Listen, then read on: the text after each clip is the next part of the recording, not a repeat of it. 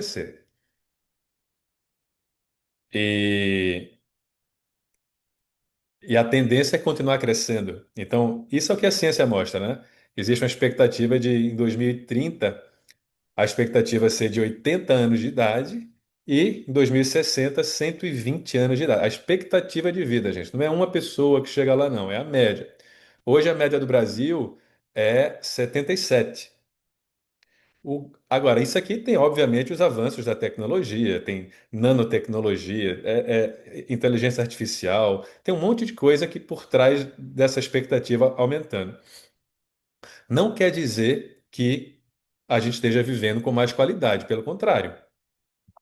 Na verdade, a gente está, isso é segundo o levantamento aqui do IBGE, vivendo com menos qualidade de vida. O brasileiro passa um quinto da sua vida com algum tipo de incapacitação, seja física, motora, cognitiva. Aí, o japonês, ele vive 83 anos a média. E só nos últimos três que ele começa a apresentar menos autonomia. O brasileiro não. O brasileiro passa um quinto da sua vida, mais de 10 anos com dificuldade de ter liberdade, autonomia e qualidade de vida. Tanto que falam que, apesar dessa expectativa estar aumentando, existe uma perspectiva da geração atual viver menos do que os pais. Isso é uma coisa que nunca aconteceu. Tamanha o estresse que a gente vive hoje, e a poluição que a gente tem hoje. E esse nosso modelo atual de medicina ele está evidentemente esgotado. Por quê? Porque apesar de ter tanto avanço tecnológico, tanto diagnóstico, tanta potencial terapêutico que a gente tem hoje, possibilidade terapêutica, nunca tivemos tanta doença. Nunca tivemos tanta gente ansiosa, tanta gente deprimida, tanta gente acima do peso, tanta gente insatisfeita com a vida e tanta doença crônica, diabetes, hipertensão, Alzheimer, câncer, tudo isso aumenta. E se esse modelo funcionasse, as doenças estariam diminuindo, porque o que a gente mais tem hoje é realmente informação. Então, o problema não é falta de informação. Eu diria que é mais falta de conexão. Mas é por aí, por isso que a gente está precisando entender uma outra forma de olhar para a saúde, porque se a gente pode envelhecer mais, porque a pessoa que vai viver 150 anos, gente, segundo a ciência, já está viva. Em teoria, a gente tem um organismo que pode viver muito. Eu acho que o ideal é que a gente possa viver muito e com qualidade, senão não faz sentido. Não é o que a gente tem hoje. E esse olhar que eu estou trazendo pode ajudar a gente nesse sentido. Eu percebi essa medicina voltada apenas para a doença, a limitação dela desde a faculdade, né? Eu tive super dificuldade na faculdade, eu quase larguei medicina porque eu não conseguia ver sentido numa medicina que só falava de doença, né? Foi aí que eu conheci o Ayurveda. Eu era estudante ainda, no começo da faculdade, eu acho terceiro, quarto ano. E aí eu disse, nossa, porque era muito, isso faz muito tempo, né? Eu estou falando 2004. E eu disse, caramba, existe uma ciência que olha para a saúde, que foca em prevenção, que procura olhar para o ser humano a partir de todas as suas instâncias, que leva em consideração a forma como ele vive, o que ele pensa, de onde ele vem, onde é que ele está. Eu me encantei com isso, né? O Ayurveda utiliza o conhecimento lógico da vida, da natureza, os princípios da natureza, os nutrientes naturais e ajuda você, ensina você a conseguir gerir sua saúde, que não é tão complicado quando você entende a base, né? Eu fiquei encantado, eu disse, nossa, salvou minha faculdade, eu disse, vou conhecer mais. Entrei numa formação de Ayurveda que teve como aula prática lá na Índia. Então, em 2008, quando finalizei o curso, eu fui para a Índia conhecer realmente na origem. A gente ficou no hospital ayurvédico, fazendo as terapias. Aqui na esquerda você vê o Shirodhara, que é um procedimento maravilhoso para quem não conhece. Traz muito relaxamento, né? Traz muito equilíbrio cerebral. Aqui do lado é preparando para fazer uma Abhyanga, que é uma massagem terapêutica com óleos medicados. Claro que a Ayurveda é muito mais do que isso, né? Não só é massagens e óleos e ervas e khichdi, que é uma comida ayurvédica bem gostosa, por sinal. É todo esse olhar da medicina, né, que foca nas suas emoções, foca no seu lado, na sua energia mental, foca no seu estilo de vida, né, que traz esse conhecimento da vida, sabe, do seu conhecimento de ser humano, do autoconhecimento. Vedanta ensina muito isso. Então, a Ayurveda é incrível. Quando você estuda a Ayurveda, você fica completamente apaixonado. Então, é essa ciência, né? que vem da ciência védica, que é uma ciência que estuda a origem de tudo, do universo, né? E que inclui nessa ciência védica yoga, meditação, os mantras, astrologia. E a Ayurveda é o braço da ciência védica direcionado para o estudo, para a saúde do corpo e da mente, utilizando aí de todo esse conhecimento que foi, na verdade, a gente recebeu esse conhecimento a partir de sábios em meditações profundas, fizeram um download da consciência divina, esse conhecimento. Esse conhecimento tem mais de 5.000 anos e é testado pelo tempo, né? Porque como é que pode um conhecimento de 5, 7 mil anos até hoje existir cada vez sendo mais consolidado, porque a gente vê na prática os benefícios tantos, entende? Então em contrapartida, vê, algo que eu aprendi na faculdade, no terceiro ano de faculdade, ao me formar já era obsoleto. Isso aqui tem 7.000 anos e cada vez faz mais sentido. E quando você conhece, você entende por que que faz sentido. Então, a Ayurveda é a ciência que indica aquilo que é adequado e inadequado para você. Aquilo que é auspicioso, né, que é favorável ou desfavorável, para que a gente possa alcançar o bem-estar e envelhecer com mais saúde e qualidade. Eu gosto de dizer que é uma caminhada vitalícia que você faz ao longo da vida para você retornar ao seu equilíbrio natural, que isso é uma coisa que faz parte da nossa inteligência, do nosso corpo, voltar para o ponto de equilíbrio. E a Ayurveda se baseia em algumas leis naturais. A lei, por exemplo, do ritmo circadiano, os ciclos nas estações, é muito conectada com esse ritmo da natureza, mas uma das leis principais tem a ver com os 5 elementos. Então a gente tem os 5 elementos, que é o éter, o ar, a água, a terra e o fogo, em todo o universo. A gente tem nas plantas, no reino vegetal, no reino animal, no universo, nas estrelas, nos planetas e, obviamente, na gente. Então você tem o éter, que no nosso corpo ele é o espaço por onde trafega o alimento, a circulação, o ar, todo o espaço em nosso corpo por onde corre nosso sangue. Tudo isso é o espaço vazio, é o vácuo, o akasha. Você tem o ar que está ao nosso redor, está nos nossos pulmões, pela nossa narina, o fogo da nossa digestão. Nosso corpo tem um mecanismo secreto de gerar calor, né? A gente está sempre com 36, 37 graus. O fogo faz parte da nossa digestão para a gente poder transformar o alimento em energia. A água, que está em todo lugar, 70% do nosso corpo é água, e a terra. Então a gente tem terra também, até nos planetas. Os planetas têm, para poder ter essa estrutura, a gente tem terra nos nossos ossos, nos nossos dentes. Então a gente possui esses 5 elementos. Todo mundo tem os 5 elementos em proporções diferentes. Uns vão ter mais terra, e é fácil de você perceber quem tem mais terra, por exemplo, uma pessoa mais ombros mais largos, pessoa que tem, por exemplo, os dedos mais largos, o nariz, isso é terra. Quem tem mais o elemento fogo é uma pessoa que você olha, tem a bochechinha mais vermelhinha, fica com o cabelo branco mais rápido, o olho tende a ser mais claro. E quem tem o elemento ar, por exemplo, é mais esguio, tem veia mais proeminentes. Então você tem esses elementos e que você já nasce com eles. Isso é uma coisa que você herda de seus pais, por exemplo, sendo que você, obviamente, ao longo da vida, você acaba a vida e com os desafios que ela tem, acaba gerando um desequilíbrio nesse dosha. Então, o dosha, eles são princípios metabólicos que regulam o fluxo de energia e matéria na constituição e fisiologia de cada um. Todo mundo tem. E quando você junta dois elementos, você forma um dosha e você gera uma reação, você gera uma força. Uma força que é quando você junta o éter e o ar, que é o vata, você cria um movimento. Então todo movimento no universo, no nosso corpo, é regido pelo vata. Quando você junta fogo e água, esse é o pita, que é o movimento gerado quando você junta fogo e água de transformação. A digestão, por exemplo, você transformar o alimento em energia, passa pela transformação, tem a ver do componente pita no nosso corpo. E quando você junta terra e água, você gera estrutura. Toda liga que a gente tem, que une nossas células, por exemplo, tem kapha na sua composição. Então, a Ayurveda, isso é muito importante essa parte, ela considera a saúde e a doença sobre a perspectiva do equilíbrio ou desequilíbrio dos doshas.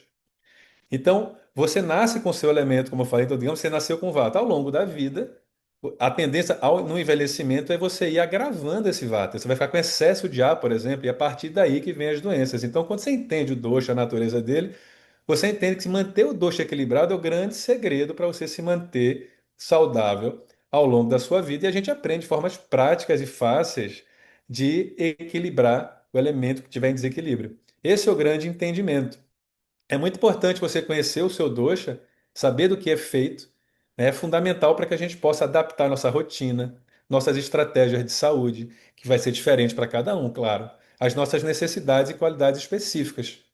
Assim a gente vai ser capaz de tirar o máximo dessas estratégias, ajudando o nosso corpo a se autorregular, que é o nosso objetivo, cuidar da saúde, performar bem, envelhecer bem. Então, por exemplo, a gente ouve muito falar de jejum, mas será que todo mundo tem que fazer jejum da mesma forma? É claro que não. Então, quem é, por exemplo, do tipo que é mais ar e éter, já é uma pessoa que tem menos estrutura, essa pessoa já tem uma tendência a sofrer mais de desnutrição, ela não pode fazer jejum demais.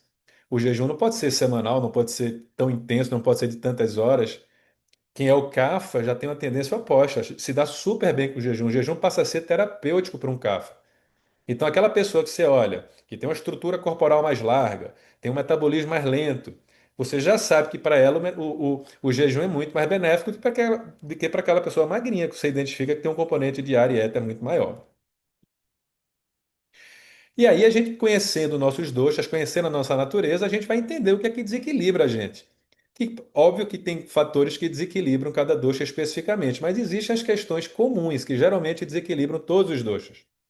Que aí você tem acordar tarde, entre 7 e 10 horas. Isso gera uma desincronização de todos os nossos sistemas, imunológico, endocrinológico, reprodutivo. Tem muita mulher que tem dificuldade de engravidar, gente, e o principal fator por trás é a alteração do ciclo circadiano. Então, e isso a gente tem uma influência muito grande do horário que você vai dormir e do horário que vai acordar. Tomar banho após a refeição, isso acaba tirando um tanto da atenção da corrente sanguínea que era para estar para a digestão e vai para a periferia, isso atrapalha muito a digestão. E uma questão básica do entendimento dessa medicina que olha para a saúde é que se você não tem uma digestão legal, você vai formar mais toxinas e isso vai afetar toda a tua saúde. Comer sem fome. Então, a Ayurveda ensina para a gente que você só deve fazer uma próxima refeição se a anterior foi devidamente digerida. E como é que a gente sabe isso? Você vai sentir um pouquinho de fome. Agora, imagina, você come, ainda está com distensão abdominal, às vezes você ainda está rotando a refeição anterior, só porque está na hora de comer, você vai comer? Não. Você vai comer se o corpo estiver dando sinais que precisa comer. Consumir certos alimentos na rotina que não são adequados. Eu trouxe aqui exemplos que o Ayurveda traz muito, como o iogurte, o gergelim, a rapadura, mas são exemplos de que existem alimentos que geram desequilíbrio. Comer de vez em quando não tem problema, mas se você faz isso todo dia porque você se habituou e faz sem pensar, você pode estar adoecendo no dia a dia sem nem saber por quê. Então tem que estar atento à alimentação. Então, quando você come alimentos que aumentam muito a insulina, os laticínios da vaca aumentam a insulina. Os doces aumentam a insulina. As frutas, de maneira geral, são carboidratos simples, aumentam a insulina. Se você come e se senta, se você come e por pouco tempo já deita para dormir, isso é uma causa de adoecimento, que vai gerar desequilíbrio dos nossos elementos. Comer proteína animal em exagero, principalmente no período do dia em que a digestão já tende a ser mais fraca, que é depois que o sol se põe.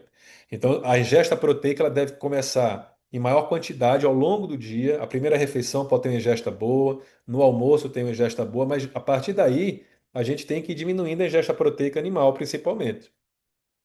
E, obviamente, muito tempo de tela e pouco tempo de natureza. Então, trouxe pontos que são básicos do entendimento ayurvédico que estão por trás de adoecimento, que cabe a gente só e não é tão difícil a gente cuidar. Entendendo, então, gente, um pouquinho desses doshas. É simples, eu trouxe, obviamente, só um olhar simples, mas para dar ferramenta para vocês já se divertirem com isso, já ficarem.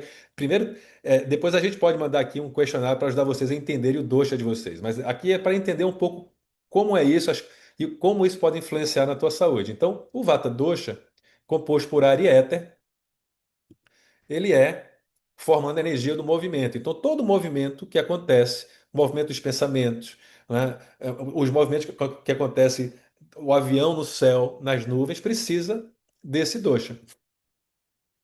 Ele é a força sutil que governa a respiração, a circulação e a criatividade. Então, por exemplo, pessoas muito criativas, que pensam muito fora da caixinha, é clássico de ser desse dosha vata. Um exemplo bem conhecido para ficar fácil de entender o que é essa constituição é aquele Steve Jobs. Steve Jobs é um clássico vata. É uma pessoa que tem realmente uma capacidade de enxergar coisas que vai um pouco além. Né? Não é uma pessoa muito enraizada, encaixadazinha, não. Quais são as qualidades do Vata? Você tem que entender que a qualidade do dosha vai ter relação com a qualidade dos elementos que compõem esse dosha. Então, quando você pega o ar e o éter, são elementos leves, eles são frios, eles são secos, eles são voláteis, irregulares, móveis, áspero. Por que que é importante saber isso? Porque vocês vão ver mais na frente que a forma como a gente encontra para buscar o equilíbrio é procurando trazer as qualidades e as forças opostas à natureza do seu dosha. Então, quando você tem algo de áspero no teu corpo, uma dermatite que está descamando, isso tem um elemento de vata. É importante conhecer isso porque as estratégias mudam. Hum. Em equilíbrio, o vata ele é criativo, energético, adaptável, entusiasta, aprende rápido, tem uma comunicação clara, é intuitivo. Geralmente os artistas têm muito de vata neles. O sentido que está mais relacionado ao vata é a audição. Então, zumbido, por exemplo, tem um componente de vata. Estou com um zumbido que não melhora. Aí você vai utilizar de tudo que a Ayurveda traz para a gente de conhecimento que ajudam a equilibrar o vata e provavelmente vai ajudar no seu zumbido. Então, o que é que agrava? O que é que agrava esse dosha? Medicamentos, automedicação, medicação demais, intoxica o corpo. Clima muito frio, o vata já é frio. Viagens demais, sem rotina, né? Eu, quando pego o avião, eu sinto meu vata agravar rapidinho. Então, o ambiente do avião é muito estressante para o vata. Excesso de atividade, fazer mais de uma coisa ao mesmo tempo. Então, exercícios muito intensos, falar demais. Falta de rotina, gente, é o principal. O vata precisa de constância. A falta de rotina acaba com o vata. E o mau uso dos sentidos, né? Então, muito estímulo, seja de tela, de música, de audição, seja pouco estímulo, isolamento social, ou seja, o uso inadequado dos sentidos, né? Então, filme de terror, por exemplo. Por isso que eu nunca gostei de filme de terror. Sempre me gerou um desconforto muito grande, agravava muito o meu vata. E reprimir necessidades fisiológicas também. Então, isso é uma questão bem básica também do conhecimento ayurvédico, é que você não segura suas necessidades fisiológicas. Se está com vontade no banheiro, vai no banheiro. Se está com fome, é para comer. Se está com sede. Toda essa repressão desequilibra o elemento vata, o elemento ar e éter no seu corpo. E, obviamente, muita onda eletromagnética. O vata já tem pensamentos mais acelerados, já tem tendências a ter problemas do sistema nervoso. Obviamente, a poluição eletromagnética afeta todo mundo, mas o vata ainda mais. Na dieta, alimentos e bebidas frias e muito crua, porque isso só vai reforçar a tua característica. Alimentos muito secos e leves. Então, por exemplo, se você é vata, mas adora pipoca, você vai botar um azeite, você vai dar uma temperada, você joga uma cúrcuma, você joga uma pimentinha, porque tem como a gente fazer isso. Então, o conhecimento não é para a gente aprender o que pode e o que não pode. É como a gente adaptar as coisas que a gente gosta à nossa rotina para ser mais adequado para a gente, para o nosso corpo ter a maior facilidade em se manter equilibrado. Que esse é o grande segredo. A cafeína, o álcool, o sabor muito picante, muito amargo e adstringente pode piorar o vata.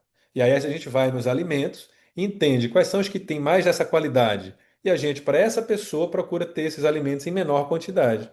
E aí a gente vai aprendendo como está manuseando nossa saúde. Pode comer de tudo? Pode. Mas se você está numa fase que está claramente com desequilíbrio de um vata, você não vai estar abusando de alimentos amargos, picantes e adstringentes. Você vai para o outro, para o salgado, para o doce e para o azedo. É bem simples a forma de entender. E você não ter rotina de alimento. Eu recebo isso no consultório, gente, quase todo dia. Pessoas com dificuldade de dormir, com ansiedade, com dificuldade até de perder gordura, porque não tem rotina de horários. E isso para o Vata afeta muito mais.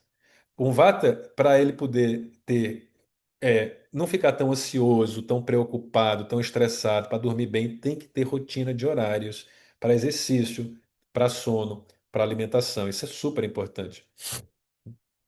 Então, o Vata em desequilíbrio, como é que eu sei que esse problema que eu estou na pele tem característica de Vata? O Vata dói. O Vata geralmente gera incômodo de dor e você tem ressecamento. Quais são os sintomas e sinais que a gente tem? Ressecamento de mucosas, de pele, de cabelo, aquelas articulações que estralam toda. Isso é bem característico de Vata. Dores articulares, problemas de circulação. Vata está relacionado a movimento. Má digestão, gases, distensão abdominal, constipação é clássico desse dois. Energia baixa, a pessoa procrastina, a pessoa começa uma coisa e não termina, tem 10 livros abertos, tem 10 janelas do computador abertas ao mesmo tempo. Isso tudo forma de você entender que você está com esse elemento em desequilíbrio. E a insônia gerada pelo elemento Vata é aquela insônia de você ter muitos pensamentos. Então você deita na cama, pensa em 200 coisas e não consegue dormir. Em termos dos aspectos mentais, tem relação o pânico, o medo, a impulsividade, o estresse, a ansiedade, falta de atenção. Quase todos os problemas de ordem nervosa e mental têm a ver com Vata. A gente vai ver que para o Pitta é o transtorno obsessivo compulsivo e para o Kapha é depressão. Quase todos os outros de ordem neurológica têm a ver com Vata. Esquizofrenia.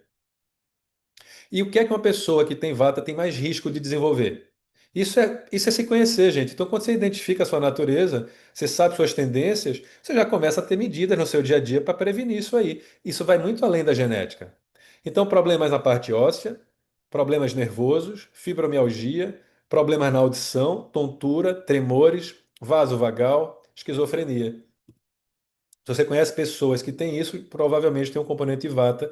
E a forma de cuidar a partir de você equilibrar esse dosha é uma maneira para a gente agregar junto aos conhecimentos das demais ciências para poder realmente ter um resultado cada vez melhor.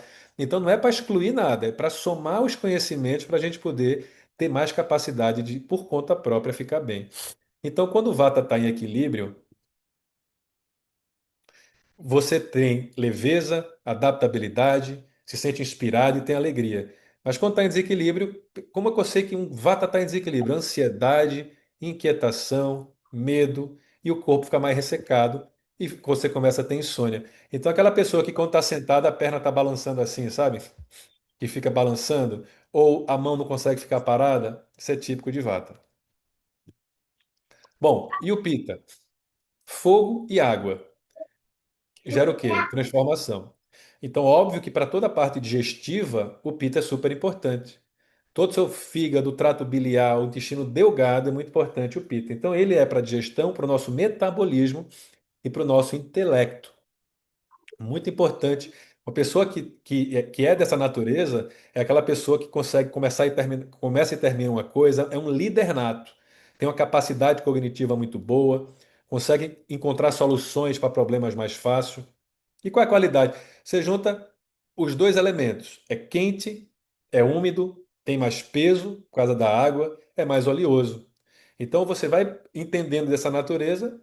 Se eu estou desequilibrado aí, eu vou procurar as qualidades opostas para me equilibrar.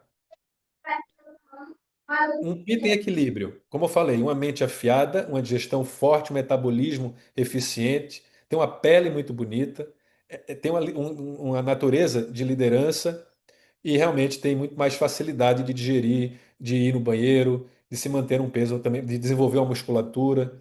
Geralmente atletas de ponta têm um componente mais de pita, a não ser que seja maratonista, né? Na mente é isso, é foco, é intensidade, é coragem, é determinação. Isso tudo é equilibrado.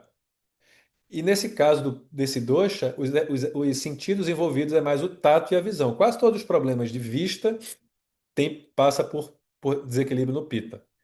E o tato também. E o que é que agrava esse dosha? Claro, se ele já é quente, se ele já é fogo, se você der mais fogo, vai agravar.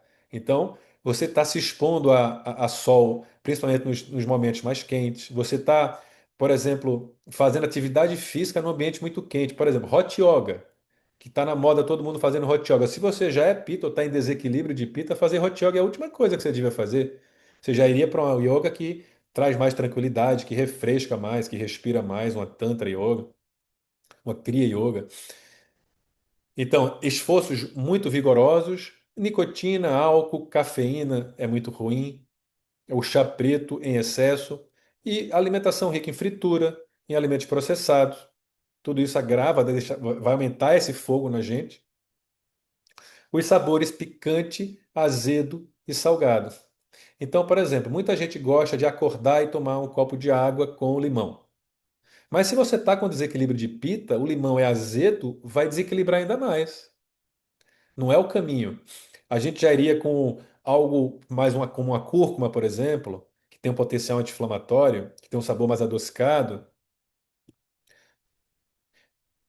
A nível mental, um pita desequilibrado, ele é perfeccionista, se cobra muito, raiva, explosão, agressividade, tristeza, frustração, estresse, ansiedade, é muito competitivo, se compara demais. Esse é um pita em desequilíbrio. E em desequilíbrio, esse dosha faz o quê? Inflama. Então, o vata dói, o pita queima. Tem uma tendência a acumular mais toxinas. Quais são os sintomas relacionados? Problemas de inflamação na pele, conjunto, todas as inflamações das mucosas, as ites todas, enxaqueca, intolerância ao calor, cibo tem um tanto de pita, então diarreias, a pessoa que vai 3, 4 vezes no banheiro pode nem ter diarreia, mas ter aquela consistência amolecida, distúrbios do ciclo menstrual. Quem tem alteração em pita tem muita vontade de comer carne vermelha. Sensações de queimação no couro cabeludo, no estômago, toda a sensação de queimação tem o componente pita em desequilíbrio. A pessoa tende a suar muito e aquele suor que tem um cheiro mais forte. A insônia do Pita não é porque tem vários pensamentos, mas tem aquele pensamento que não sai da cabeça e fica martelando e a pessoa não dorme. Então, a nível dos aspectos mentais, o transtorno obsessivo compulsivo, como eu falei, raiva, perfeccionismo, é viciado em trabalho, a pessoa que realmente é workaholic, é bem Pita. Isso tudo leva ao burnout. Então, burnout, hoje em dia, que a gente vê, é tão comum, tem um componente pita, e entendendo isso, a gente vai saber fazer. Vocês vão ver o que é que a gente pode estar fazendo para se cuidar, muito além de tomar remédio antidepressivo. Quais são as doenças que esse desequilíbrio pode acarretar? Aí a gente tem que pensar mais na parte digestiva, na parte mais de intestino delgado, de fígado, doenças cardiovasculares, pele e olhos. Quando em equilíbrio, o pita traz clareza, coragem e vitalidade, mas quando está gravado, deixa a pessoa irritada, inflamada e leva ao burnout. Então, para a gente entender as diferenças e para terminar, para entender um pouco do Kapha. Kapha é água e terra, junta água e terra. Aí é mais pesado ainda. Vira quase uma lama, um visco, coisa grudenta, né? Esse é o Kapha. Eu falei assim, viu, gente, mas não tem melhor e pior, não. Todos têm os lados positivos e negativos. Mas o Kapha é a estrutura, é o que dá liga no nosso corpo. Geralmente um Kapha tem uma memória mais forte, é mais sereno, tem mais cadência, faz as coisas com calma, da forma certa. É aquela pessoa que tem uma tendência a gostar mais das coisas no seu lugarzinho, gosta de rotina, gosta de ir para o trabalho pelo mesmo lugar, gosta de comer no restaurante aquele mesmo prato. Então, quais são as qualidades? É frio, é pesado, é mais lento, é super estável e é úmido. É a pessoa mais fácil de conviver. Vocês, meninas, se quiserem arrumar um marido, quem for solteira, procurem logo um cafinha, porque você vai ver que aperreia muito menos do que um vata e um pita. Em equilíbrio, é calmo, é focado, constante, tem uma boa performance, tem um bom condicionamento físico, costuma dormir super bem, aliás, adora dormir, tem uma pele bem macia, é fácil perceber a pele do Kapha. Geralmente criança tem um componente de Kapha aumentado, por isso tem aquela pele macia, mais fofinha. A gente vai envelhecendo, vai tendo mais de pita e na fase mais avançada, na parte do idoso, tem mais o componente vata. Então, é uma pessoa fiel, estável, compassiva, tranquila. E os sentidos do Kapha tem mais a ver com o paladar e o olfato. E o que agrava a CAFA? O oposto do pita, ambientes muito frios, muito úmidos, um estilo de vida sedentário. Das coisas mais importantes para quem tem essa característica, para quem tem essa constituição, é o movimento, é o exercício físico. Até a própria meditação pode ser mais dinâmica, a respiração mais intensa para gerar mais movimento. O Kapha em desequilíbrio, se ele já tende a ser lento, se você dorme depois do almoço, isso é muito ruim para o Kapha. O Kapha deve evitar ter a cochilo. Então, olha como esse conhecimento te ajuda a saber fazer escolhas para a tua vida no dia a dia, em vez de estar seguindo um modelo, um padrão que não é para você. Na dieta, então, alimentos pesados, oleosos, frios, fritura, os laticínios, muitas gorduras, né? O sabor doce deixa geralmente o Kapha mais letárgico. O sabor salgado aumenta a retenção de líquido. E o azedo aumenta a formação de muco, que são as tendências que essa constituição tem: formar muito muco, reter muito líquido e ter mais letargia. Então, os melhores sabores são o picante, o adstringente e o amargo. Tem um ditado na Ayurveda que fala: aquilo que é amargo à boca é doce à digestão. E o que é doce à boca é amargo à digestão. Então, para o Kapha, o sabor amargo é dos melhores. Tomar um café sem açúcar, por exemplo. O que agrava a Kapha? Tem muita relação com dieta, muita relação com sedentarismo e com dieta.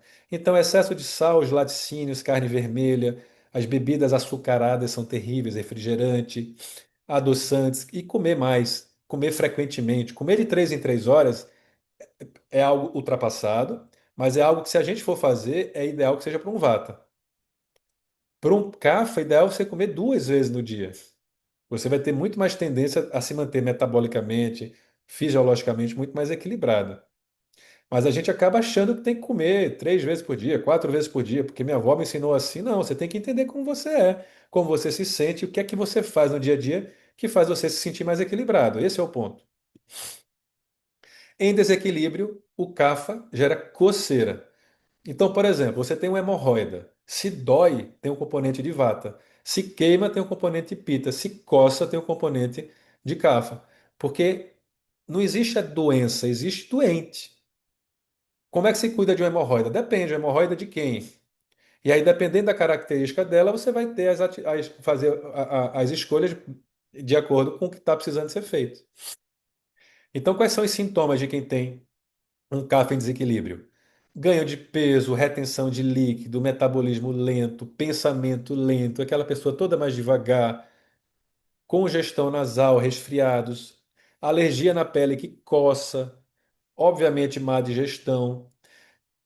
O pita tem desejo por carnes, o kapha em desequilíbrio tem desejo por doce. Dislipidemia e insônia, mas a insônia do kapha já é mais por problema digestivo. Então, a do Vata são vários pensamentos, o do Pitta é um pensamento obsessivo e do Kapha é digestão. Então, é muito importante você ter um jantar leve se você é dessa constituição ou está com desequilíbrio nessa constituição. E os aspectos mentais é apego, ciúme, teimosia, ressentimento, possessividade, depressão e desmotivação.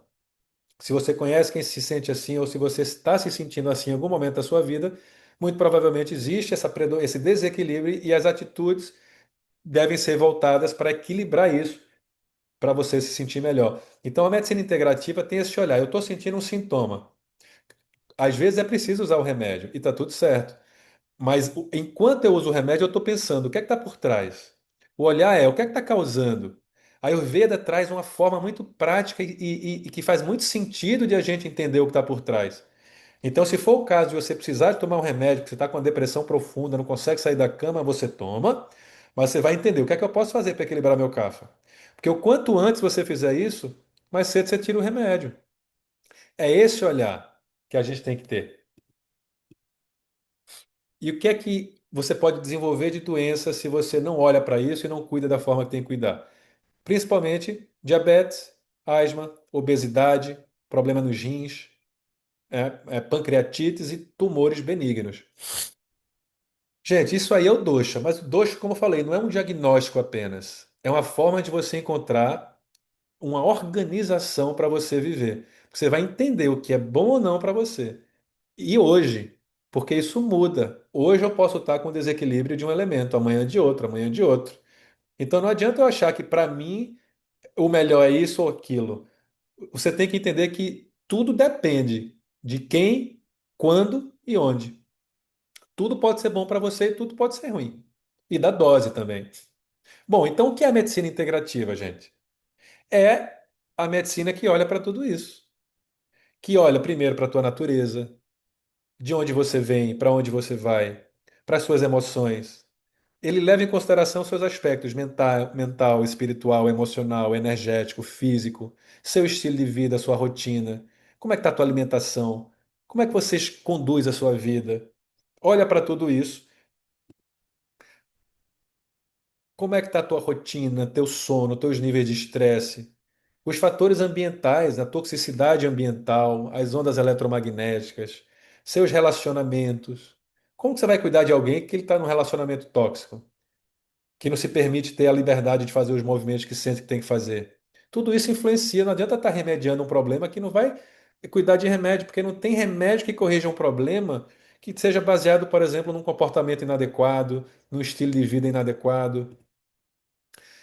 Tem estudos mostrando que se uma pessoa vive alinhada com um propósito, ela diminui o risco de demência, gente.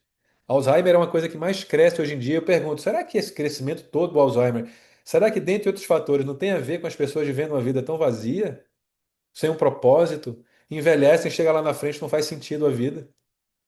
É muito importante a gente poder encontrar sentido na vida. E para encontrar sentido na vida é importante a gente saber quem a gente é. Porque só sabendo quem a gente vai saber o lugarzinho que é nosso, o que é que a gente tem que fazer. Então, leve em consideração tudo isso. Essa medicina integrativa é a que traz esse olhar que foca na raiz do problema, em a gente encontrar a solução do problema, para que a gente possa realmente ser uma pessoa com mais paz de espírito, com mais felicidade. E, claro, levando em consideração a sua constituição. Pelo que vocês estão entendendo, a Ayurveda e medicina integrativa é a mesma coisa, o mesmo olhar. A Ayurveda, como eu falei, é o primeiro sistema integrativo mais antigo que tem. E a medicina integrativa faz o quê? Pega esse conhecimento ancestral, esses saberes ancestrais, junta com os saberes modernos da ciência moderna e utiliza todas as ferramentas, as tecnologias de diagnóstico e tratamento, somado a esse olhar.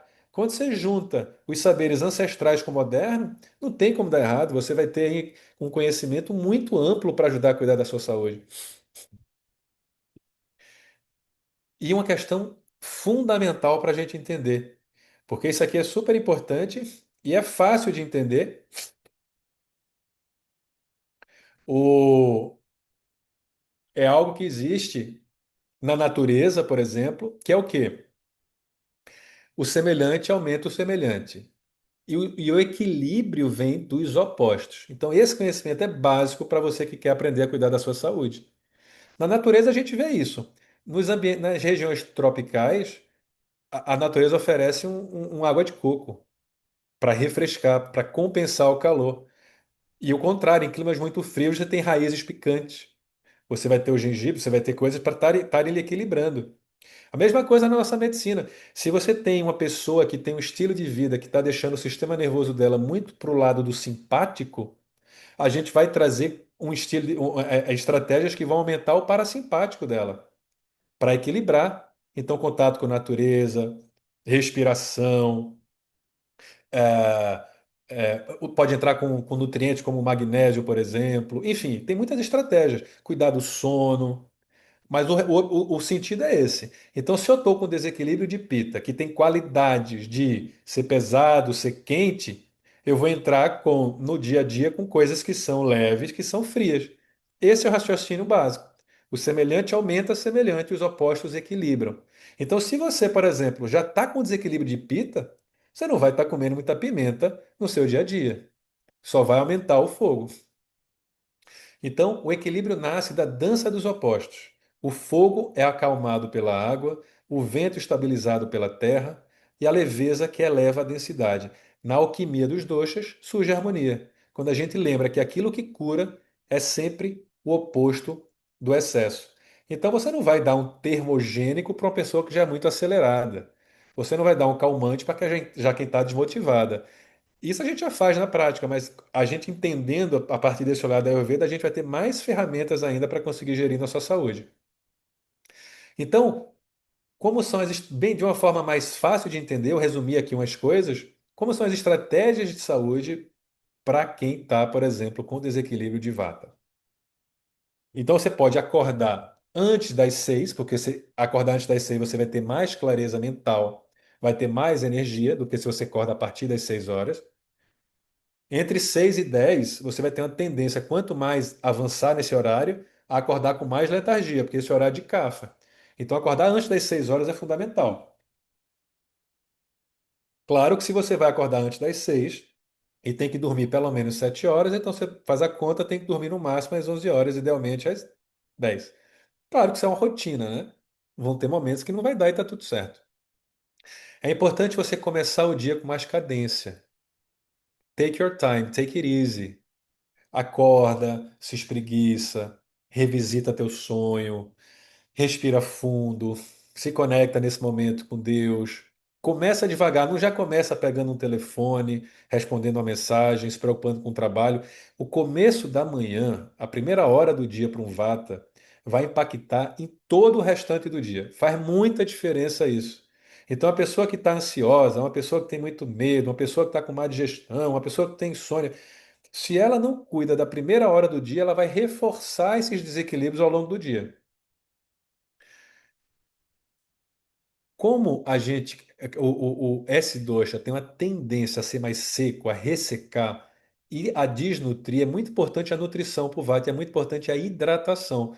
Por isso que para essa constituição é muito bom você botar um pouquinho de sal na água, porque isso vai melhorar muito o aporte dos minerais importantes, dos eletrólitos importantes, mas melhora a hidratação. De manhã cedo, a água de preferência morna, com limão, aí sim o limão é, de preferível, é o preferível para vata, porque ele gosta do azedo com ghee, que é uma gordura que equilibra, o vata é leve. Então, olha o raciocínio como fica mais fácil de entender. Doutor, o que é que eu tomo de manhã cedo quando eu acordo? Quando você tem esse conhecimento, é mais fácil você próprio entender o que é que você precisa. Exercício de manhã de aterramento. Então, você faz um yoga, um tai chi chuan, você pisa descalço numa terra, você dá uma respirada, você dá uma meditada. O vata é importante começar assim e depois pegar sol, para regular esse relógio biológico. Então, esse é um começo de manhã ideal para você que é vata. Aterramento é das coisas mais importantes. Lógico, se você é ar e é éter, você tem que aterrar. Então, meter a mão no barro, na argila, na cerâmica, pisar descalço, é super importante o Vata fazer isso no seu dia a dia. O Vata tem uma tendência a ser muito mais frio, então você tem que aquecer. Massagens com óleos aquecidos, banhos quentes, sauna. Aí tem essa onda da crioterapia, que tem sim muitos benefícios. A medicina integrativa funcional mostra, a gente tem muita ciência. Mas se você está em desequilíbrio de vata, uma coisa é você estar equilibrado. Mas a gente está falando agora de você estar com sintomas, aqueles que a gente falou relacionados ao vata, está em desequilíbrio. Você vai entrar numa banheira fria? Não. Você vai se desequilibrar. Então não dá para a gente ser rígido com as estratégias. Claro que tem muitos benefícios, mas lembra, nem tudo é para todo mundo a todo instante. Você tem que saber como você está se sentindo agora para saber o que buscar. Então, se você está em desequilíbrio de vata, o que é que você faz? Calor, sauna é muito melhor. Você vai evitar frio extremo. Chás são muito bons. E cuidar do sono. Isso é super importante. O vata precisa de descanso. Vata precisa de constância, de rotina e de descanso e nutrição. Constância, nutrição, rotina e sono. Todo mundo que está com insônia, com ansiedade, com preocupação, se faz isso, se sente muito melhor. Procurar comer leve antes de dormir, uma refeição mais morninha. Jantar no mínimo 2 horas antes de dormir. Como a onda eletromagnética é o que mais perturba essa constituição, tem que ter atenção com as telas. Não deve ter televisão no quarto. E procurar ter aromas relaxantes, aromas adocicados. Tudo isso é importante para o Vata. Para a tendência a ressecamento, você se hidratar é importante, fazer essas massagens com óleos é importante. Você pode fazer uma automassagem, você pode massagear seu pé com óleo de gergelim, por exemplo, e pode colocar aí um pouquinho de gotinha de óleo de lavanda, isso vai ajudar muito na insônia do Vata, por exemplo. Umidificar seu quarto. O exercício para o Vata não pode ser tão intenso. Se eu sou seco, tem exercício melhor do que a natação, do que na água? Agora você vai pegar uma água sem cloro, tá, gente? Yoga é maravilhoso, Tai Chi Chuan e exercício de força. Porque, como a gente viu lá, o Vata tem tendência a ter problema osteoarticular, principalmente a mulher, principalmente na menopausa. Então, se você está envelhecendo, tem que fortalecer, especialmente se você é Vata. É importante exercício de força para todo mundo? É. Mas se você é Vata, você vai fazer um dia a mais, 2 dias a mais de treino. Esse é a vantagem desse conhecimento. Você vai adequar essas estratégias à sua necessidade individual. Na dieta, o que a gente tem que fazer? Aterrar. Raízes é muito bom. Claro que tudo muito cru não é legal. Você quer coisa mais nutritiva, mais suculenta, alimentos mais quentes, mais cozidinhos. Um mingau, por exemplo. Uma comida mais levemente oleosa, levemente pesada. Ah, mas eu não consigo ficar sem minha salada. Então joga um azeite numa maior quantidade na salada. Mas para o vata é preferível legumes cozidos do que salada crua. Não está fácil de entender isso, depois que você entende como é que é? E para o pita? Como que é a estratégia então para pita? Acordar cedo antes do sol, isso equilibra o pita. O pita já é fogo. Se ele acorda antes do sol, ele ajuda a esfriar mais. Toma água natural, já não precisa de água tão morna quando acorda. Pode tomar um copo de água natural e um copo de água morna. Não faz os dois de água morna. Como o pita tem tendência a reter toxinas, é muito importante fazer uma limpeza quando acorda. Raspar a língua, fazer o oil pulling. O oil pulling é maravilhoso para todo mundo, o pita se beneficia muito. Bochecha, uma colher de sopa de um óleo de coco ou de gergelim durante 5 minutos. E aí você cospe. Aí você pode botar água um pouquinho morna com um pouquinho de gengibre. O gengibre é tridosha. E novamente, começa com esse momento de silêncio. Para o pita é super importante isso. Você pode fazer uma respiração refrescante das narinas alternadas, por exemplo. É uma boa maneira de começar o dia. E o que é que você pode fazer para esfriar? Novamente, respiração profunda, o mindfulness, a meditação é muito importante para o Pita, como eu falei. Contato com a natureza, óleos essenciais mais doces, o sândalo, a rosa, a lavanda. Você pode borrifar seu rosto com água de rosa, borrifa seu corpo. Isso vai ter um efeito muito legal. Take your time também, né? Contemplar uma lua, fazer um diário da gratidão. E, claro, evitar situações de hiperaquecimento. Então, aqui já é o oposto. Eu estou em desequilíbrio de pita, eu estou muito raivoso, irritado, estou com inflamação, estou com queimação, eu vou entrar em sauna? Não. Eu estou com inflamação na articulação, vou fazer sauna? Não, vou fazer a crioterapia. E alimentos que esfriam. A aloe vera, a hortelã, a água de coco, a romã. Romã é uma fruta ideal para pita, super anti-inflamatória, excelente para esfriar um pita em desequilíbrio. Ir para a cama antes das 10 horas é fundamental para o pita. Assim como para o kapha é importante acordar antes das 6, para o pita é importante não dormir depois das 10, porque tende a agravar muito o pita depois das 10. O banho frio é melhor. Antes de dormir, como a gente tem aquele pensamento obsessivo, uma dica, gente, é você pegar esse pensamento, tira ele com a canetinha aqui assim, ó, e escreve. E aí você diz para você, olha, eu sei que a gente amanhã tem que resolver isso. Eu sei que isso aqui é um problema e a gente vai resolver, mas agora é hora de dormir. Pega o problema, escreve no caderninho e entrega. Você vai ver como vai lhe ajudar. Evitar atividade à noite. Claro, o Pita já tem uma tendência de 10 horas de acelerar, então você tem que ter um preparo, você já vai desacelerando, você vai fazer exercício de dia. Você não vai ficar comer carne à noite. É conhecendo quem você é, você vai encontrar os equilíbrios. Exercício mais moderado, não tão leve quanto o Vata, não tão intenso quanto o Kapha, de preferência em horas do dia mais fresco, ou de manhãzinha cedo, ou final da tarde. À noite não é bom para Pita. Então, eu estou em desequilíbrio de pita, eu sou da natureza pita, eu vou treinar ou de manhãzinha cedo ou final de tarde. São os melhores momentos. Não é bom treinar ali na hora do almoço, porque é onde agrava a pita, nem tarde da noite. E nem em horários muito quentes. E na dieta você vai pro amargo, pro doce e pro adstringente. Evita café, diminui carne vermelha. Você pode fazer um suco verde, por exemplo, ideal para pita, onde você bota pepino, pode botar rabanete, bota aipo, bota hortelã. bota folhas cruas, bota maçã. Excelente começar o dia se você pita com um suco verde. E para o Cafa? Cafa precisa acordar cedo também, antes das 6 horas, fazer a limpeza, hidrata bem, aqui com água morna pura, água morna com gengibre e põe um pouquinho de mel. O mel é importante para carrear os compostos bioativos do gengibre e poder fazer ele realmente atuar de forma mais eficiente. E o Cafa precisa de movimento e de agitação. Então, nada de ficar muito quietinho. O Cafa, assim, já pode acordar e fazer uma corrida, fazer uma atividade mais intensa, fazer uma respiração mais intensa. É totalmente diferente. E como que a gente faz, então, para que outras formas a gente pode usar para equilibrar o Cafa? Não ficar tanto tempo sentado, praticar mais jejum, é melhor a sauna do que a crioterapia, drenagem linfática, já que o Kapha tende a ficar muito estagnado, a reter líquido, e esfoliação é muito bom, tem massagens terapêuticas com esfoliantes, que é excepcional. Procurar ter uma rotina variada. Lembra que eu falei que o Kapha gosta de fazer a mesma coisa todo dia, mas isso é ruim, porque o semelhante agrava semelhante. Se você já tem dessa natureza, você tem que estar trazendo variações, fazer hobbies, procurar quebrar a rotina. Numa quarta-feira não vai trabalhar se for possível e quebra e vai fazer uma atividade diferente. Tem que ter estímulo o Kapha, senão ele tem uma tendência a desmotivar e a entrar em depressão.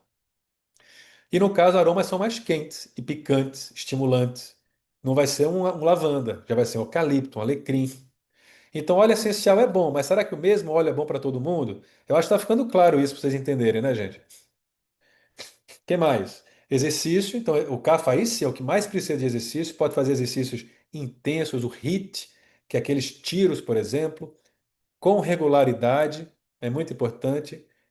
Ir para a cama antes das 22, mas o Kapha precisa de um intervalo maior entre o jejum e a hora de dormir. Claro que você tem que evitar alimentos pesados à noite, a digestão já é mais lenta. Você não vai comer proteína animal à noite se você é cafa. Você não vai comer laticínios feito iogurte ou queijos duros, que é difícil para o cafa digerir. Evitar doces no jantar. E isso é fundamental, porque o cafa tende a ter resistência insulínica, tende a ganhar mais peso. Quando você termina o jantar, é importante que você não vá logo se sentar e ver Netflix. Você termina o jantar e você vai fazer alguma atividade. Pode ser caminhar, se você mora no apartamento, dá 10 voltas ao redor da mesa, vai no quarto e para a cozinha. Pelo menos uns 10 minutinhos de mais atividade é super importante. E a dieta do Kapha, mais estimulante, amargo, picante, adstringente. Uma dica, já que o Kapha tem muita vontade de comer doce, é você no final de uma refeição você fazer um chá de erva doce. Porque ela tem uma digestão, ela tem um sabor adstringente predominante. E o adstringente informa para o nosso organismo e para a digestão que acabou a digestão. O doce abre, o adstringente fecha. Então, se você é do CAFA, você fazer um chá de erva doce vai te ajudar a ter menos compulsões, a ter mais saciedade comendo menos. Usa mais canela, usa mais pimenta. O CAFA precisa de tempero na vida. Precisa de uma vida mais animada. Não pode ser aquela coisa de faz, sabe, tem que chamar o marido, a esposa e se divertir, quebrar a rotina, ter criatividade, isso é fundamental para o Cafa. Mais picância na vida, né?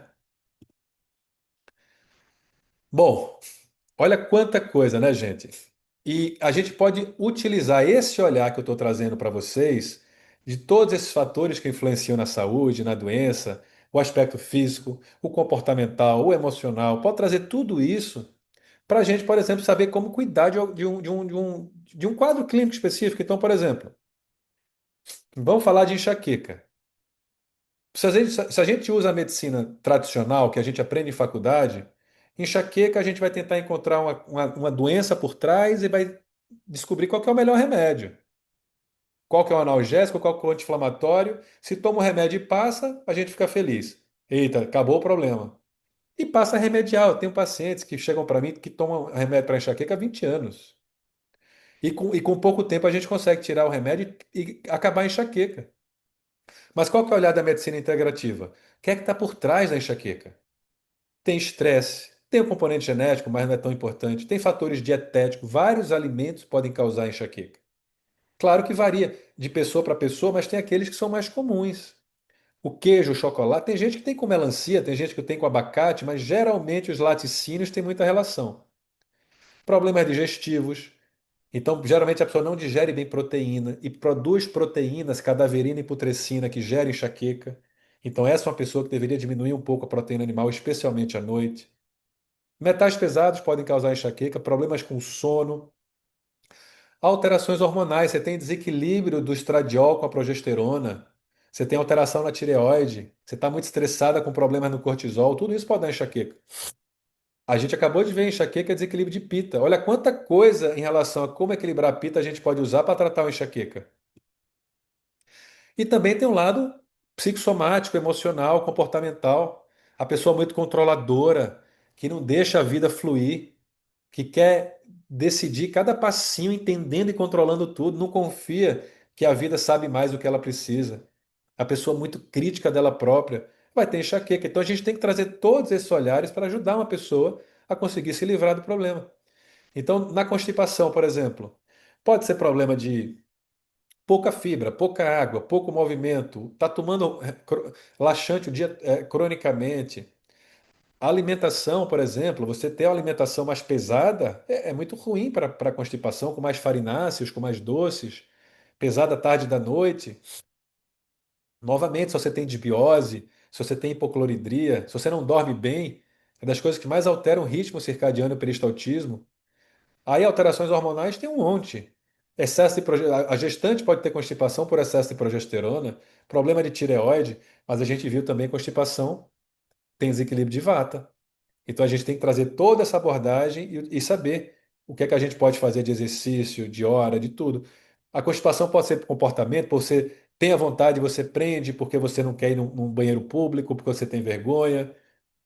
Você não educa o seu corpo a fazer aquilo assim, não tem rotina. Lembra que vata tem que ter rotina? Então, se você sofre de constipação, educa teu corpo ali entre 6 e 8 horas a melhor hora. Mesmo sem vontade, vai no banheiro, eleva as pernas, aproveita o reflexo ortocólico e gastrocólico, que é quando acorda e se levanta e quando toma um copo de água. Esse é o melhor momento, educa teu corpo. Você vai ver como melhora. Mas a Ayurveda tem vários, você pode fazer oleação na barriga. Vata é seco? Então você pega um óleo de gergelim aquecido, massageia a barriga. Você faz uma terapia com óleo aquecido, vai ajudar na constipação. E você pode estar apegada. Você não pode não estar deixando ir o problema na tua vida. Né? Não consegue largar aquele marido que não faz mais sentido, não consegue dizer não. A pessoa que não diz não, que fica enturida, ela acaba desenvolvendo constipação. Então, olha o olhar como ele é muito mais amplo quando a gente traz essa visão integrativa. Porque no fundo, gente, tá tudo conectado. E a Ayurveda fala que a morte começa no cólon. E geralmente você tem problemas digestivos e intestinais por trás de um monte de coisa. Como, por exemplo, por trás de doenças autoimunes. Então, a doença autoimune tem uma relação direta com problemas intestinais, como, por exemplo, os transtornos mentais. Você já deve ter ouvido falar no eixo intestino-cérebro. Aquilo que acontece no intestino afeta a tua saúde mental, a tua saúde mental afeta a tua saúde intestinal. É bidirecional. E é simples de entender, e a medicina, quando você traz esse olhar, você entende, porque isso aqui é um intestino saudável. Aqui você tem as microvilosidades, os enterócitos bem juntinhos, nada consegue passar pelo cair na corrente sanguínea que está aqui embaixo sem passar pelas tuas defesas, tuas células do intestino. Isso é um cenário perfeito. Triste notícia. Quase ninguém tem isso, viu, gente? Mas é o que era para ser. Aí você começa a comer muito glúten, por exemplo, porque o glúten atua nessa proteína que faz com que as células do intestino fiquem juntinhas, chamada tight junctions. Aí você quebra essa junção e é o que acontece. Você começa a ter um espaço entre as células do intestino por onde aquilo que está passando pelo intestino cai na corrente sanguínea. Pode ser um resto proteico mal digerido, se você não digere bem proteína. Pode ser um metal pesado. Pode ser um fungo. Pode ser uma série de coisas. Quando cai na corrente sanguínea, gera uma resposta imunológica, uma resposta inflamatória, cria-se um imunocomplexo que vai circular pelo seu corpo e se depositar em alguma região. Quando se deposita numa tireoide, pode dar Hashimoto. Quando deposita na articulação, pode dar artrite reumatoide. No tecido conjuntivo, pode dar lúpus. Então, a doença autoimune, ela tem por base uma alteração intestinal. E a mesma coisa a doença mental, uma ansiedade, uma depressão. Por quê? Porque essa mesma membrana que tem aqui no intestino tem no cérebro. E quando você tem o que a gente chama de leaky gut, que é esse intestino que vaza, você também tem o que a gente chama de leaky brain. E aí vaza, passa pela barreira hematoencefálica, cai no cérebro e inflama. E aí você tem hoje em dia um surto gigante, uma epidemia de déficit de atenção, que não é déficit de atenção, é cérebro inflamado, por um intestino inflamado, por maus hábitos, por doxa desequilibrado. E a gente perpetuando isso no dia a dia porque não sabe o que fazer, que ninguém ensinou pra gente. Não é para ser tão difícil, mas não é remediando que você vai cuidar disso. Novamente, o remédio pode tapar um buraco no momento, para uma questão aguda. Usa para até ter condições de fazer a mudança. Mas uma doença, gente, surge, não é para ser remediada. Uma doença surge para você entender que você vivendo daquele jeito, daquela forma, fazendo as coisas do jeito que está fazendo, não está legal. Uma doença surge, um desconforto, para você sair de A e ir para B. E quando você estiver em B, os desconfortos vão ser inerentes a B. E aí você vai sair de B para C, e de C para D, e a gente vai passar a vida em movimento. Porque a única coisa que não está que tá estática e não precisa se movimentar nesse universo é Deus, que é perfeito, tudo, nada falta, nada sobra. A gente manifestou nessa terra, vai ter movimento, o movimento é vida. E a gente não pode ficar parado no mesmo lugar. Não precisa ser um grande movimento. Às vezes é mudar uma forma de comer, às vezes é mudar um tipo de exercício, às vezes é mudar a forma de olhar a vida, às vezes é mudar um emprego, às vezes é mudar um casamento, às vezes é você morar em outro lugar, não sei, mas não dá para ficar onde está e querer que as coisas sejam diferentes. Esse é um olhar que a gente tem que ter. E depende da gente. E esse é o olhar que a gente tem que ter, porque se você faz isso, você encontra, você consegue voltar para o equilíbrio, porque o teu corpo ele é tão sabido, o tempo inteiro ele quer isso. Basta a gente identificar o que está fazendo de errado e tirar isso, as interferências. Então, todo mundo tem um médico dentro de si. A gente apenas tem que ajudá-lo em seu trabalho. A força natural de cura dentro de cada um de nós é a maior força para se recuperar. Então, a solução não vem de um remédio, vem de dentro. A nossa comida deve ser nosso remédio, nossa comida. Quem falou isso foi Hipócrates, o pai da medicina. Mas se você comer quando está doente, se você não faz jejum quando está doente, você alimenta a sua doença. Olha que coisa, lá atrás ele falava isso, a importância do jejum, a importância da alimentação, a importância de você se cuidar de dentro para fora. O Ayurveda fala o quê?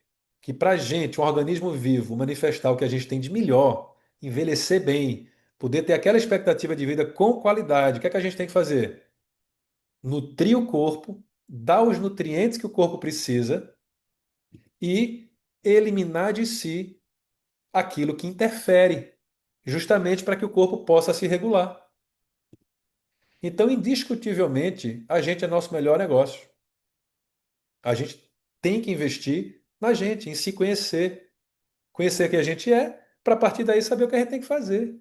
É simples assim. Sem dúvida nenhuma, a gente tem a maior capacidade de encontrar nossa saúde em relação a qualquer outro. Não tem nenhum médico, gente, que saiba o que você sabe no fundo, no fundo, no fundo.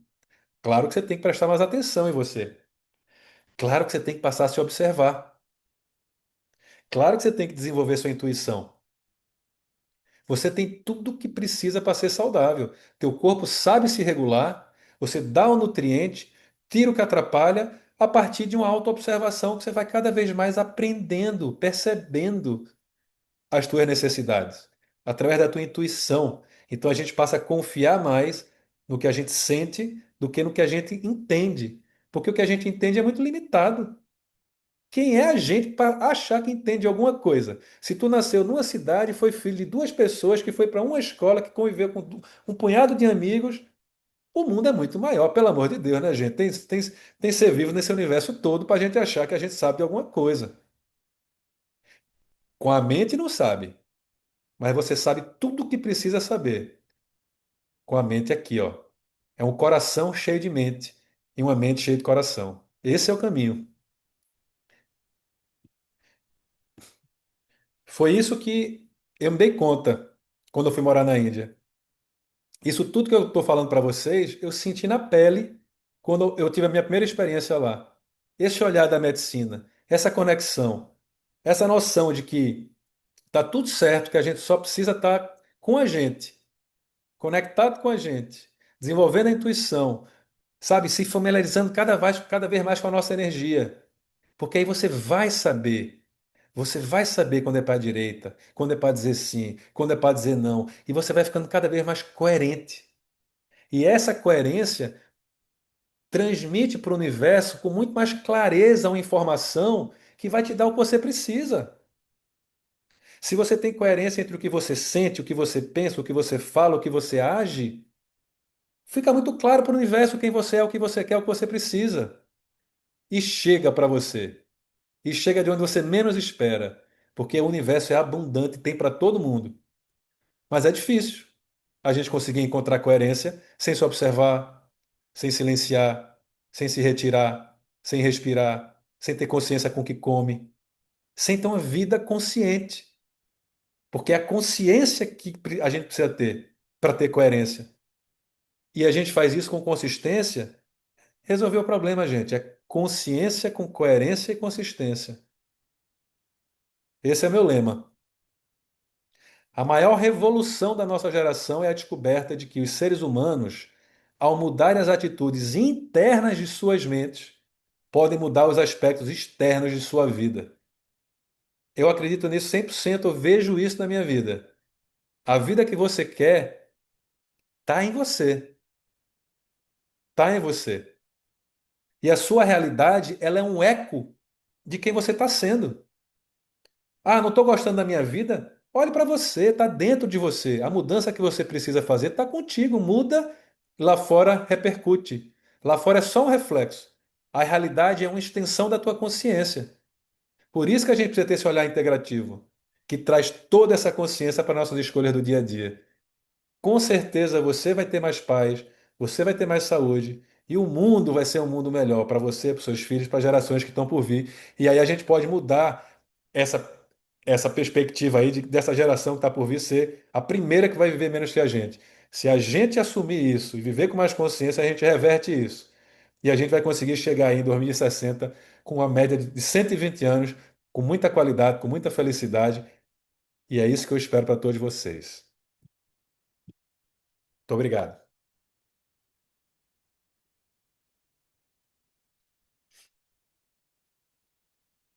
Tiro compartilhar. Isso.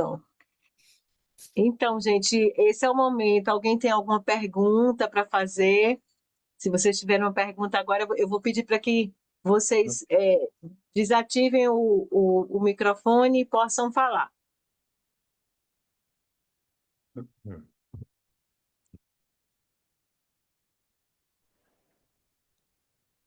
Oi, boa noite. Boa noite. Boa. É, é uma dúvida, acho que não tão técnica sobre a aula, inclusive, parabéns pelo conteúdo, foi muito bom. Mas eu sou médica recém-formada e tenho tentado buscar minha jornada na medicina alinhado muito com todos esses conceitos que você trouxe na sua aula, e eu acho que um dos grandes desafios que eu tenho enfrentado hoje em dia é que com a grande expansão da tecnologia fica difícil de saber onde encontrar, como confiar num curso, como confiar em algum, é, principalmente cursos em geral, né? Que é toda essa área muito pautada em curso. Eu queria dicas, se possível, de cursos nesse tema, ou da medicina ayurvédica, ou até mesmo nessa questão da medicina de estilo de vida, se você tem Tá. é, Faz assim. plataformas ou algum local que você indique. Desculpa, eu não peguei teu nome. Laura, Ô, Laura, faz assim, manda um direct para mim que eu te passo o que eu souber lá para você. tá certo. Pelo Instagram mesmo? É, manda lá o Doutor Saúde, DR Saúde, manda um direct lá. E, e, Perfeito. o, e o que eu te falei, né? Tenta aí. ficando mais atenta e mais perceptiva para a voz do teu coração. A tua intuição te protege. Tu tem teus guias aí que te protegem. É escolhas Hum. não necessariamente tão mentais e racionais. Claro que a gente tem que juntar as duas coisas. Eu vou te ajudar, eu posso dar dicas, mas no fundo, sente. Sente em você, você vai saber. Quando for, você vai saber, fica tranquila. Eu Acho que tenho uma esse foi o melhor pergunta. conselho. Mesmo, mesmo que não tenha tido o curso, acho que talvez ouvir a introdução foi o melhor conselho que você pode me dar agora. Obrigado. Obrigada a você. Boa noite. Eu tenho uma pergunta. Boa noite. Boa Boa noite. noite. É, eu ouvi as explicações sobre os doshas e eu me identifiquei com os três. Como eu vou conseguir, é, assim, algumas coisas mais em um, outras menos em outro? Como é que eu vou conseguir ter uma rotina para mudar o meu estilo de vida, a minha alimentação, se eu me identifico em vários? É, Estelândia, né? É. Estelândia, isso acontece. Inclusive, você pode até ser os três, e tem pessoas que são tridosha. Mas a gente precisaria de passar por uma avaliação para entender, porque é normal você se identificar com aspectos de cada um deles, porque, como eu falei, a gente tem todos os elementos na gente, mas você vai ter predominâncias, né? Uhum. E a gente vai ter que olhar para isso. A gente tem como identificar no momento qual que é o que está em mais desequilíbrio, e a partir daí fazer as intervenções nesse sentido, sabe? Então, Entendi. às vezes é mais desafiador, sim, mas sempre tem por onde começar. Você pode começar por onde está mais te incomodando. Então, o desconforto maior. Aí, nesse desconforto, você vai ver. Esse desconforto tem mais relação com o quê? E aí você vai a partir daí, sabe? Não sei se Isaac quer acrescentar alguma coisa, ela tem bastante experiência com isso também. Não, não, de jeito nenhum. Acho que sua palestra foi perfeita, super completa. E é isso, né? Todo mundo se identifica, porque cada um tem um pouquinho de alguma coisa, né? Dos elementos. Mas, como o Eduardo deixou bem claro, é muito importante, Tanândia, fazer um diagnóstico com um profissional adequado, entendeu? Para a pessoa Entendi. identificar o seu dosha e identificar também a sua prakriti, ou seja, a sua desarmonia. Em que desarmonia você tá? Se você está com hiperatividade de pita, de vata, de kapha, entende? Então, é importante. Embora a gente fale aqui, né, sobre os aspectos, sobre as tendências, mas não é como você comprar um livro e dizer você mesma qual é o meu dosha. Não é tão simples assim, né? Se fosse assim, a gente não precisava estudar. Percebe? O ideal é que você vá para um profissional realmente adequado, né? E que possa ver, por exemplo, o seu corpo, fazer todas essas perguntas que o Eduardo colocou aí. Se você tem insônia, que tipo de insônia você tem? Que tipo de sonho? Geralmente o Vata sonha caindo, entende? Geralmente o Pita, ele sonha sendo perseguido, entende? O Vata, o Kapha sonha sendo abandonado. Então, tem características até de sonho, sabe? Então, a gente, quando Uhum. vai fazer uma conversa, a gente procura saber tudo, detalhes que para a pessoa acha que não faz muita diferença, mas para a gente faz, né? Se sua pele é hidratada, por exemplo, pela a imagem do seu perfil, eu vejo que você tem um rosto quadrado, né? Tem uma tendência, tem um cabelo cacheado, então é uma pessoa que provavelmente tem um corpo mais de vata, tem um corpo, os ossos mais salientes, a pele mais seca, o cabelo mais seco. Tudo isso fala muito a respeito da pessoa, mas não dá para você fazer sozinha, entendeu? Não dá para você identificar sozinha, porque Entendi. são muitas questões. Entendi. Muito obrigada. Nada. Eu tenho uma Alguém mais tem dúvida. pergunta? Pois não, minha amiga. É, então, parabéns, né? O doutor falou muito sobre questão de dicas alimentares, né? E eu acredito que eu tenho uma predominância de cafa. Até conversando com você, Isaac. né? A gente discutiu sobre isso. E eu queria, assim, uma opção de jantar, como ele falou que não recomenda proteína animal, né, para quem é cafa. Então, eu queria ter uma ideia, assim, de uma opção de jantar para que não tenha proteína animal, assim, porque eu tenho o costume de comer. Porque eu pratico atividade física, musculação, então, tipo, eu tenho esse costume de comer muita carne. Aí eu queria entender um pouco, assim, uma opção de jantar mesmo, nesse sentido.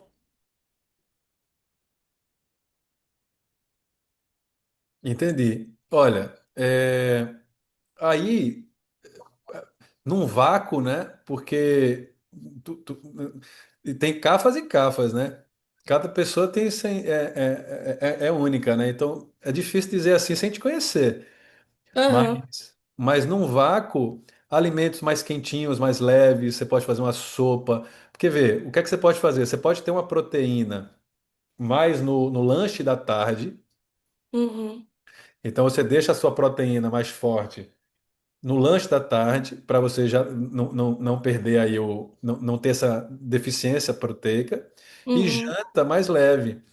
Então, você pode distribuir, você não vai deixar de ter sua ingesta proteica, mas você não vai ter ali na última refeição que vai te deixar com a tendência de dormir pior, de ter mais dificuldade aí com o teu metabolismo, de dificuldade de perder peso.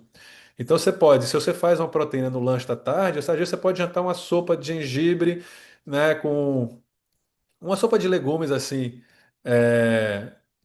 é, mais quentinha, né, com especiarias. aham, Um kitchery é uma refeição que ela é tridoxa, né? O kitchery é feito assim com um feijão tipo moyashi, onde você coloca um arroz basmati, bota um monte de especiarias, sabe? aham, E de facílima digestão. Você tem uma digestão super fácil com o kitchery. aham. É, Legal. então você pode fazer isso, mas geralmente é uma coisa leve, assim, como eu te falei, né? Às vezes você Uhum, pode comer você pode fazer uns legumezinhos, alguma coisa com legumes, um ratatouille de legumes, assim, sem ser muito cozido, feito no vapor. É, seria assim, pode botar uma quinoa, por exemplo. Então tem proteínas vegetais que você pode usar, né? aham. Tem algumas Sim. opções. O cafa não é muito bom com cogumelos, assim, mas isso que eu te Ah, eu falei. gosto. Sim, A quinoa, esse kitchery, é uma sopa de legumes levinha, mais picante, e aí você traz essa proteína para o lanche da tarde. É bem melhor que o entendi. café isso. Ai, ótimo. Obrigada. Nada. Adorei as dicas. Então, gente, a gente vai chegando ao fim, né? Já são 20 horas e 22 minutos. Vamos Eu embora. fiz uma pergunta que eu escrevi, Ah, tá. que Deixa eu era ver aqui. sobre. É, quem está falando? Deixa eu ver quem está falando. Deixa eu ver a pergunta. Larissa. Eu acho que foi sobre. Ah, tá. É sobre a tireoide, né? Sobre o Hashimoto. A questão de dosar o T3 e T4 apenas, mas o, o anti-TPO continuar altíssimo. A maioria dos médicos tratam apenas com T3 e T4. Foi isso que você perguntou. Você quer saber o que é que faz o TPO ficar alto? Eu quero. Eu acho que vai ter que ser uma consulta, né? Porque na realidade eu queria era. Porque só mandam tomar o Puran e não manda mais nada. E olha que eu tenho uma médica que é 1h30, 2 horas de consulta. Perfeita ela, muito boa. Só que ela já até falou: você não precisa mais de dosar o anti-TPO. Ele deu alto e pronto. Falei: não, eu quero que ele abaixe, porque eu quero voltar a doar sangue, eu não quero continuar produzindo toxina, meu corpo está inflamado, eu quero. Aí Larissa, teria. provavelmente, assim, veja, tem que olhar para a tua alimentação, sabe? Existe uma grande possibilidade de você estar comendo alimentos que hoje são incompatíveis a você. Às vezes é um brócolis. Às vezes é uma folha verde crua, entende? Não é que seja alimento ruim para a pessoa, não é só alimento processado, ou açúcar, ou farinha, não. Alimento ruim é aquilo que você tem compatibilidade, nesse momento. Então, eu vejo pessoas quando fazem uma exclusão de grãos, de sementes, como eu te falei, de algumas crucíferas e folhas, melhora muito o anti-TPO. Tem que ver, provavelmente tem a ver com alimentação ou com toxicidade ambiental. São as duas coisas que mais afetam. Então, saber se você tem obturação de mercúrio na boca, se você tem contaminação por metal pesado. E aí tem que tentar diminuir essa carga tóxica, cuidar da saúde intestinal com anti-TPO baixa. Tem que baixar, não é para estar alto. Não é para aceitar estar alto. Tem causa para tudo, entendeu?